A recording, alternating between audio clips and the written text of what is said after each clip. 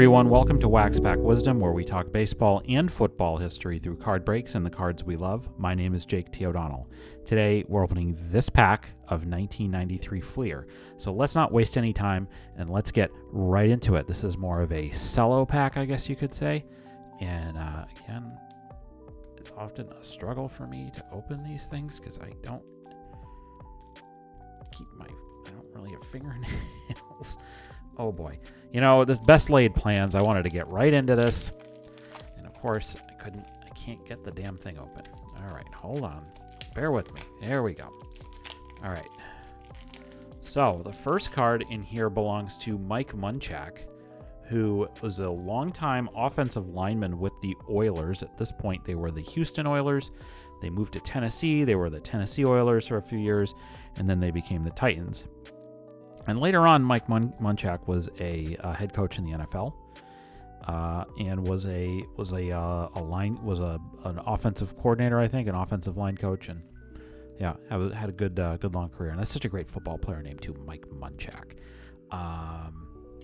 This is Shane Collins for the then Washington Redskins.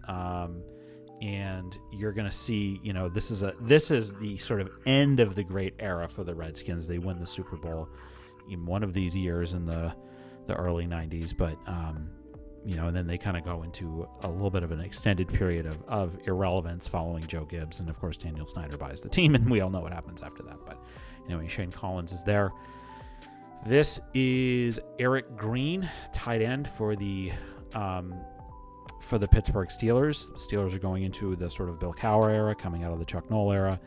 And I don't really know a lot about Eric Green. Again, I'm having to, they only have the first names or the last names on the back of this, on the front of the card, so I have to double check the back to make sure I know who it is. And I can't say that I know a lot about Eric Green. This says that he had 14 receptions for, okay. Yeah, it's just pretty good. Again, this is like they draft Cordell Stewart like a year or two after this.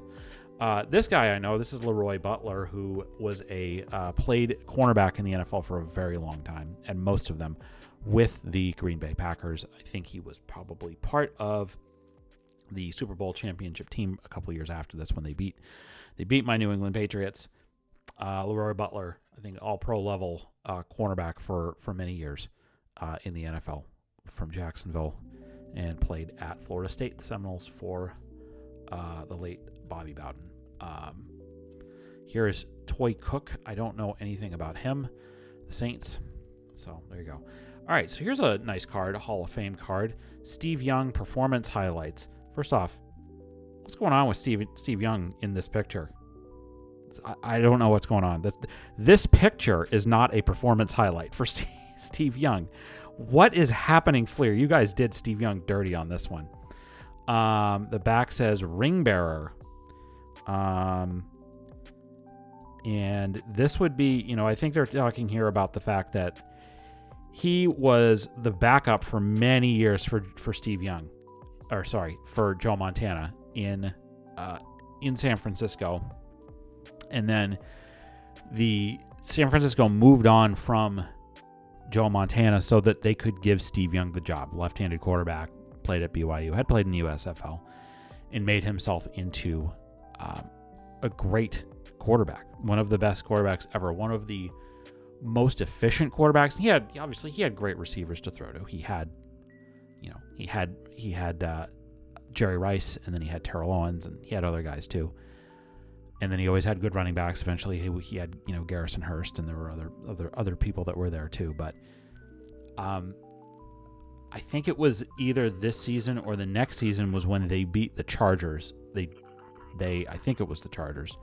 They stomped them down. And one of the more famous NFL Films clips that I remember seeing as a kid was during the sort of, as they had clinched the game and the Niners were going to win. They won big. Most of the Super Bowls back then were not particularly close games.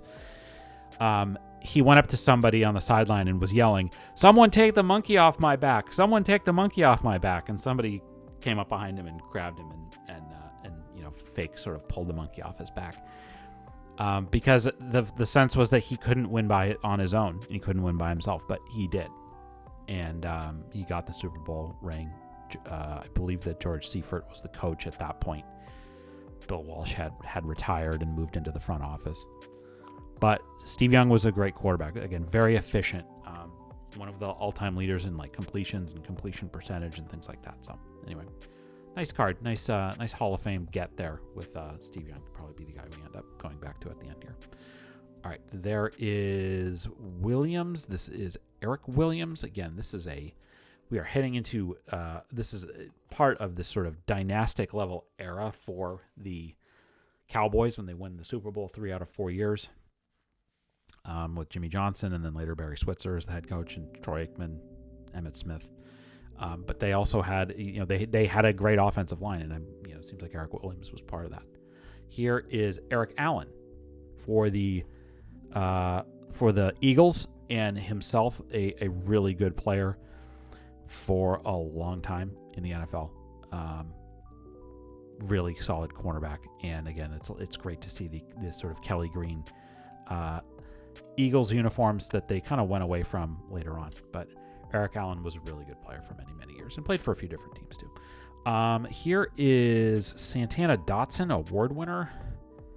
He was the Defensive Rookie of the Year in 1992. So there you go for the Buccaneers, and God, you gotta love those old Buccaneer uniforms. Those are great. So anyway, Santana Dotson. Ricky Waters,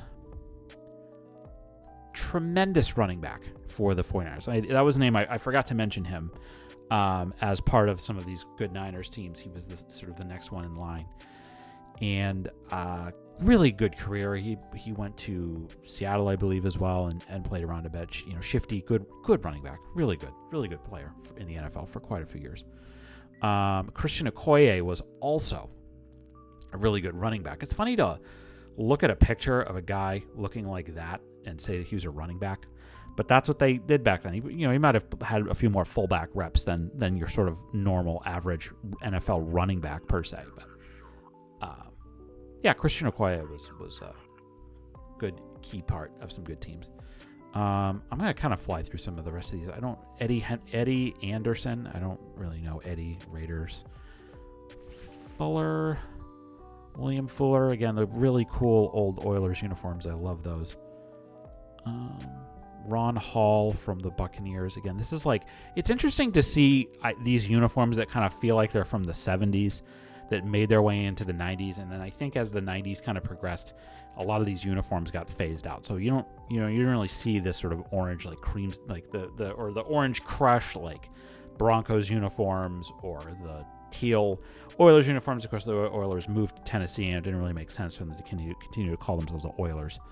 And then also the Buccaneers, you see them there too. So, and then the last one here is Wayne Martin, and the Saints uniforms haven't really changed at all in all this time. So anyway, let's go back to Steve Young, and that is going to do it for this pack of 1993 Fleer and this edition of Wax Pack Wisdom. Tell us what you thought of this break. What's your favorite card we pulled today? Do you have a story about one of the players in this pack? Leave us a comment and let us know. We'd love to hear it. If you enjoyed this video, we invite you to give it a like and subscribe to our channel so you don't miss any of our Wax Pack Wisdom content. In the video description, you can find links to where you can follow Wax Pack Wisdom on all social media channels. You'll also find a link to a list of our favorite nonprofits and charities. If you enjoyed this video, please consider a donation to one of those organizations. It would mean a lot to us. Thanks very much for watching, and we'll see you next time on Wax Pack Wisdom. Take care.